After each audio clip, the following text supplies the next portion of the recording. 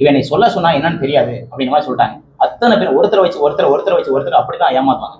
கம்ப்ளீட்டா பாத்தீங்கன்னா இவனை விசாரிக்கும் பொழுது ஒரு கட்டத்துக்கு மேல இவன் 16 வருஷமாவே இதை தான் செஞ்சுக்கிட்டு இருக்கான் அப்படின்னு இந்த விஷயத்த வந்து நான் சோசியல் மீடியால போடும்பொழுது எனக்கு வந்து உமன் ஹராஸ்மெண்ட் கேஸ் கூட இவங்களை ரிமாண்டும் மாட்டாங்க. இதுக்கு மேல வந்து நீ இதை பண்ணினா அந்த ரிமாண்ட் பண்ணிடணும்னு சொல்லி அந்த வேலையை செஞ்சுட்டாங்க. இது கொஞ்சம் நஞ்சம் இல்லைங்க, எல்லாமே பாத்தீங்கன்னா கிட்டத்தட்ட நாங்கள் இன்னைக்கு இந்த பணம் வரனா வாழவே முடியாத அளவுக்கு நிற்கிறாங்க. இதனால இது யாருமே மக்கள் யாரும் ஏமாந்துடக்கூடாதுங்க தான் என்னோட முடிவுங்க கொண்டு வராங்க. இவ்வளவு விஷயம் பண்ணிட்டு இன்னைக்கு வந்து ஒரு எங்களுக்குலாம் இத்தனை கோடி கொடுத்து எனக்கு ஒரு 10,000 பிள்ளைக்கு ஃபீஸ் கட்ட முடியலங்க. ஆனா அவன் பிள்ளைக்கு இன்னைக்கு காத்தாடி மட்டும் குளோபல் ரிசார்ட்ல இன்னைக்கு வந்து என்கேஜ் பண்ணுங்க, நாளைக்கு அவன் மேரேஜுங்க. அந்த அளவுக்கு அவன் ஹைஃபையா வாழ்ந்துட்டு இருக்கான். ஆனா இங்க அவனால இது மேல கம்ப்ளைண்ட் இருக்குங்க, எல்லா ஸ்டேஷன்லயும் அவன் மேல கம்ப்ளைண்ட் இருக்குங்க. யாரெல்லாம் கம்ப்ளைண்ட் பண்ணாங்க அவங்களுக்கு மட்டும் செட்டில்மெண்ட் பண்ணிடுவோம். உங்களுக்கு எல்லாருக்கும் செப்பரேட்டா இந்த போட்டோஸும் ஒவ்வொரு காப்பீஸ் தரோம் நாங்க. முன்னாடி கொண்டு போய் கம்ப்ளைண்ட் கொடுத்து பேசினப்போ அவர் வந்து இந்த மாதிரி எழுதி கொடுத்துட்டாரு, பாண்ட் பேப்பர்ல நான் இந்த மாதிரி பணம் கொடுக்கறதுக்கு தயாரா இருக்கேன்ட்டு. ஆனா அதுக்கப்புறம் பாத்தீங்கன்னா இப்ப அவர் வந்துட்டு பார்த்து நீங்க இருக்கு நாங்க அதை பார்த்து பண்ணி பேமெண்ட் கொடுத்துட்றோன்ட்டு இவங்க எல்லாத்தையும் இண்டிவிஜுவலா போய் பார்த்து அவங்க ஃபேமிலி தான் பண்ணியிருக்காங்க. இதுல என்னன்னா எங்களுக்கு தெரிய வந்தது என்னன்னா இது எல்லாமே வந்துட்டு அந்த ஸ்கூல்ல இன்வெஸ்ட்மெண்ட் இன்டைரக்டா பண்ணியிருக்காங்க. இது யாரும் இல்லை, இந்த மணிகண்டம் அந்த ஸ்கூல் இருக்கிறது.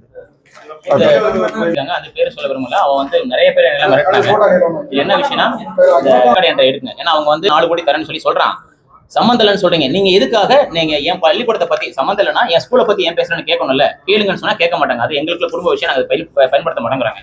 அப்புறம் ஸ்கூல் அப்படின்னு நான் சொன்னேங்க, அதுக்கு வந்து அந்த முழுக்க ஃபேமிலி சப்போர்ட்டுங்க, முழுக்க இவன் என்னை சொன்னா என்னன்னு தெரியாது அப்படின்ற மாதிரி சொல்லிட்டாங்க. அத்தனை பேர் ஒருத்தரை வச்சு ஒருத்தர் அப்படிதான் ஏமாத்துவாங்க. கம்ப்ளீட்டா பாத்தீங்கன்னா இவனை விசாரிக்கும் பொழுது ஒரு கட்டத்துக்கு மேல இவன் 16 வருஷமாவே இதை தான் செஞ்சுக்கிட்டு இருக்கான் அப்படின்னு இந்த விஷயத்த வந்து நான் சோசியல் மீடியால போடும்பொழுது எனக்கு வந்து உமன் ஹராஸ்மெண்ட் கேஸ் கூட இவங்களை ரிமாண்டும் மாட்டாங்க. இதுக்கு மேல வந்து நீ இதை பண்ணினா அந்த ரிமாண்ட் பண்ணிடணும்னு சொல்லி அந்த வேலையை செஞ்சுட்டாங்க. இது கொஞ்சம் நஞ்சம் இல்லைங்க, எல்லாமே பாத்தீங்கன்னா கிட்டத்தட்ட நாங்கள் இன்னைக்கு இந்த பணம் வரனா வாழவே முடியாத அளவுக்கு நிற்கிறாங்க. இதனால இது யாருமே மக்கள் யாரும் ஏமாந்துடக்கூடாதுங்க தான் என்னோட முடிவுங்க கொண்டு வராங்க.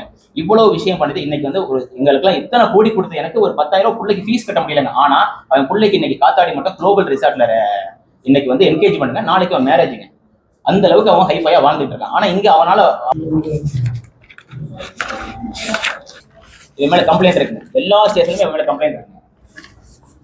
யாரெல்லாம் கம்ப்ளைண்ட் பண்ணாங்க அவங்களுக்கு மட்டும் செட்டில்மெண்ட் பண்ணிடுவோம். உங்களுக்கு எல்லாருக்கும் செப்பரேட்டா இந்த போட்டோஸும் ஒவ்வொரு காப்பீஸ் தரோம் நாங்க.